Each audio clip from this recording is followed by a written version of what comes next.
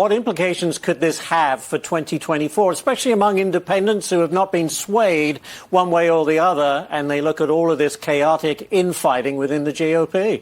Well, anytime we're fighting with each other, we're taking away from our message against Joe Biden. We're about a year out from a critical election where we have a great Senate map. We've got to hold the House, and we can win the White House. And the headlines today aren't about the border. They're not about the failure of Bidenomics. They're not about fentanyl. It's about Republican Party infighting. It is not good. And I will say on a personal note, I've worked with Kevin McCarthy the past 4 years. You don't get the House without Kevin McCarthy, with the recruitment that he did, with the record number of women and minority members serving in Congress. It takes a lot of flying and a lot of fundraising and a lot of grit to do what he did to get us the House back. And I'm very sad on a personal level for my friend Kevin McCarthy.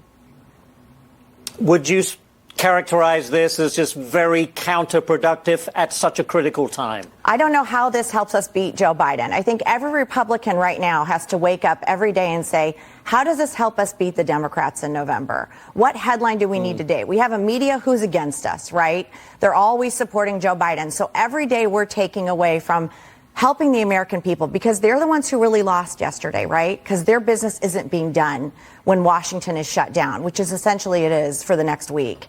How are we helping them lower the cost of living? How are we helping them unleash energy so that their gas prices can go down? How are we helping their kids get a better education? How are we stopping the flow of fentanyl? These are things Republicans have solutions for. We are bringing them to the American people, and they are desperate for help. And they know the Republican Party is the only way they're going to get it. But when we're fighting each other, it makes that so much harder.